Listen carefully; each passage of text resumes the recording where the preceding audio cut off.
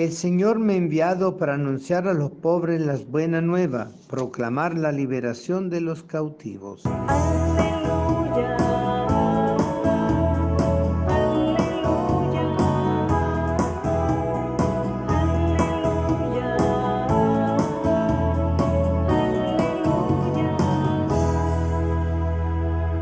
El Señor esté con ustedes y con tu espíritu. Lectura del Santo Evangelio según San Marco. Gloria a ti, Señor. En aquel tiempo, después de que Jesús leyó en la sinagoga un pasaje del libro de Isaías, dijo: Hoy mismo se ha cumplido este pasaje de la Escritura que ustedes acaban de oír. Todos le daban su aprobación y admiraban la sabiduría de las palabras que salían de sus labios. Y se preguntaban: ¿no es este el hijo de José?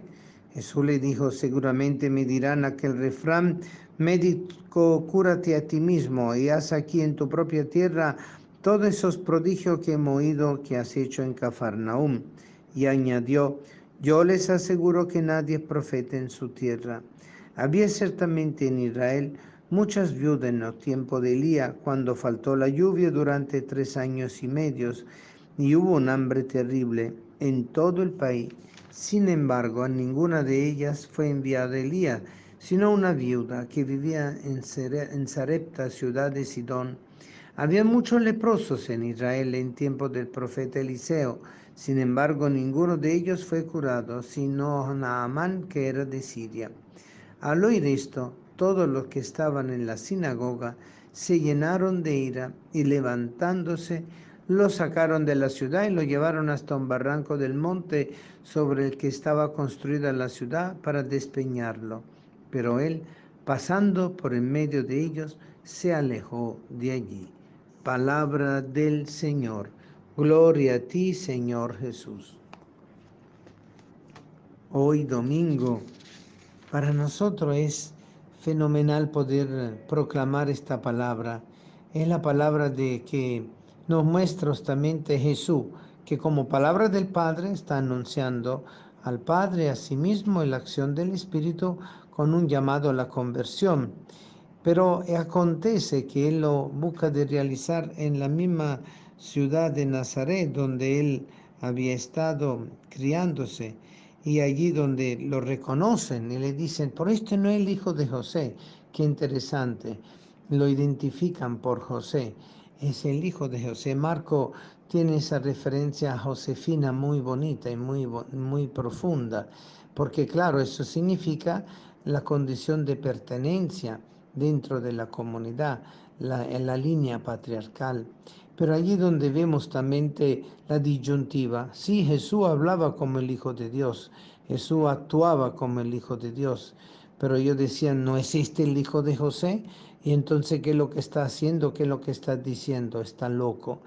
Y lo peor es que Jesús le saca en cara directamente su propia incredulidad, porque se están dejando llevar por lo que es lo exterior del acontecimiento del misterio de la encarnación, del nacimiento, de la vida de la infancia de Jesús y de su crecimiento hasta ser el joven adulto que después empieza la predicación, el anuncio del Evangelio por toda parte.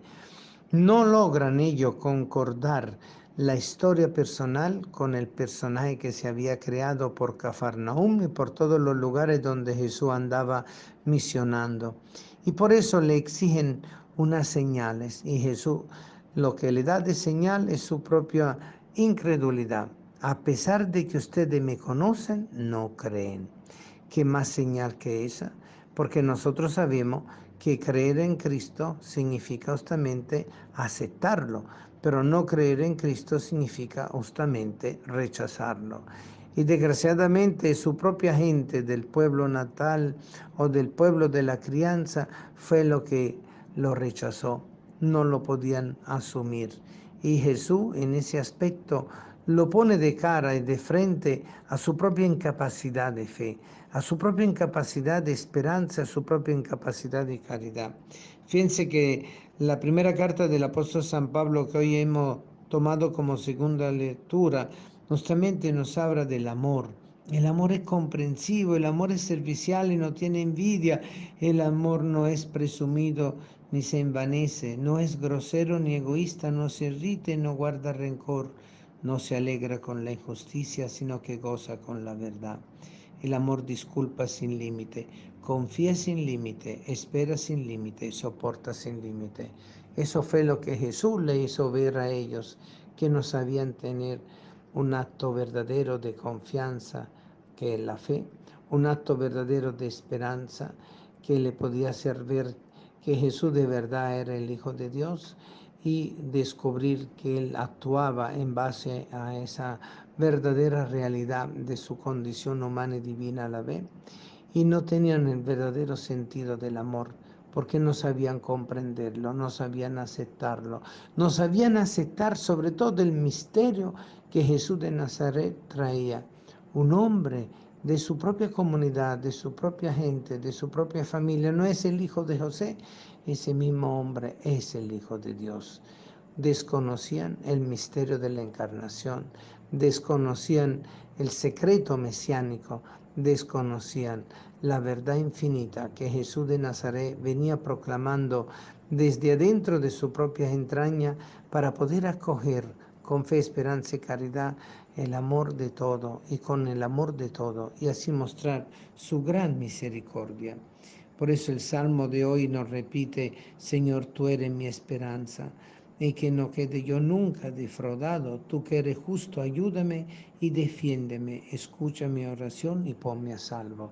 Seguramente Jesús estuvo rezando ese salmo cuando lo querían apedrar y tirar de la peña para abajo, pero Jesús, pasando por medio de ellos, se alejó de allí.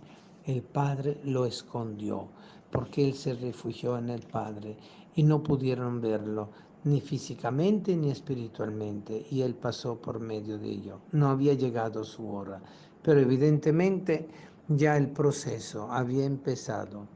Después del triunfo y de la alegría, del recibimiento de las grandes señales, de los grandes milagros, de las grandes predicaciones, empezó a aparecer desde su propia patria, Nazaret, el misterio del rechazo, el misterio de la incredulidad, y después el misterio del terrible escándalo de su asesinato, perpetrado por su propio pueblo, no por todo su pueblo, sino por aquellos que lo rechazaron.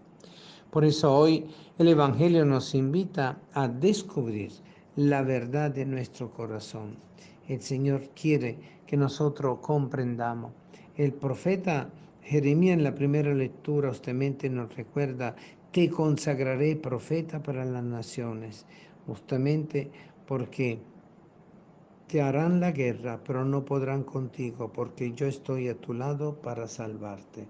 Sí, el Señor está siempre a nuestro lado. Él es nuestra esperanza.